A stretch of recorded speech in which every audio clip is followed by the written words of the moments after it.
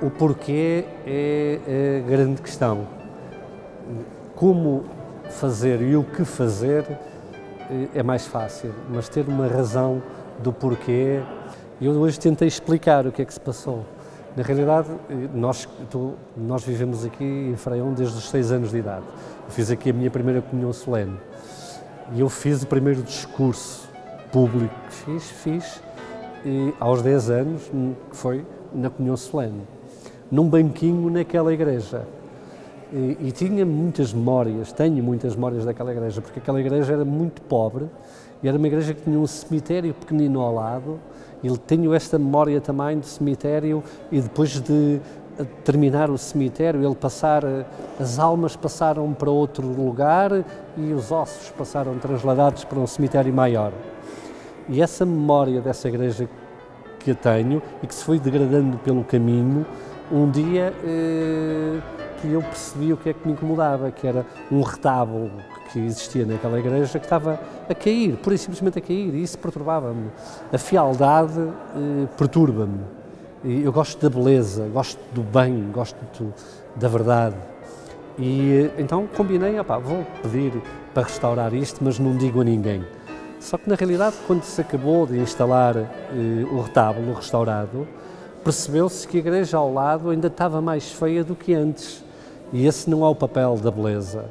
E, portanto, aquela intervenção era uma intervenção para tornar aquele espaço mais belo e, ao lado, o espaço vizinho ficou pobre. E, a partir daí, existe a resposta ao porquê. Uma coisa atrás da outra foi-se recuperando a igreja, com os vários participantes do grupo DST, com pessoas incontornáveis, e depois, como nós queremos que tudo façamos tenha uma dose muito grande de beleza, convidamos o Alberto Péssimo para fazer com a Bárbara painéis cerâmicos, fizemos vitrais, fizemos arquitetura de muito, muito, muito bom gosto e, enfim, temos aqui uma igreja restaurada e uma grande homenagem que eu quero que seja aos meus pais e à minha irmã, que já cá não estão connosco. Ao fim do dia também é devolver à paróquia do nosso sítio, da nossa memória, um pouco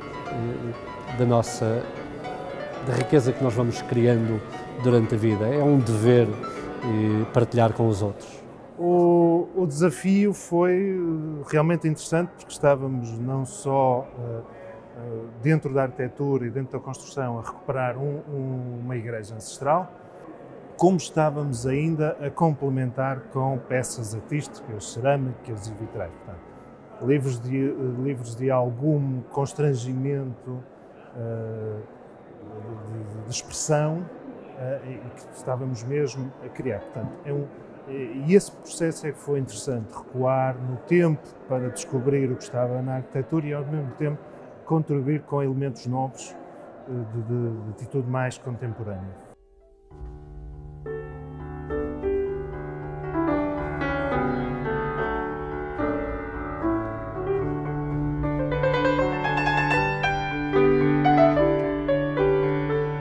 Falar deste trabalho é um trabalho de equipa, um trabalho em conjunto, um trabalho feito por mim e pela Bárbara, discutido desde o princípio, portanto com investigação.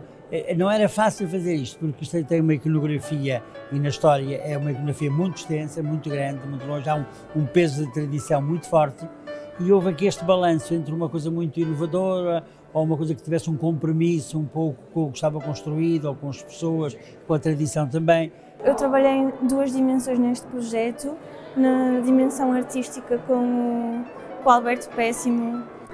Nós concebemos 2 painéis cerâmicos e vitrais para a Igreja Ancestral de Fraião. Tal como ele disse, foi um trabalho que teve uma pesquisa iconográfica muito exaustiva, pois existem muitos detalhes na história. Em relação ao livro, o livro é um livro que tem registros fotográficos da igreja antes do restauro, muitos deles tirados pelo Padre António, que trabalhou as memórias fotográficas da igreja ao longo dos anos e foi sempre fazendo esse trabalho fotográfico e de pesquisa. E este livro intercala imagens com testemunhos de intervenientes neste processo de restauro, desde o arquiteto responsável pelo restauro, até aos responsáveis pelos restauros dos retábulos, eu próprio e o Alberto Péssimo sobre o trabalho que nós desenvolvemos nos painéis. Também tenho um texto da Helena Mendes Pereira que contextualiza todos estes participantes, desde o Tinho ao Sr. Luís.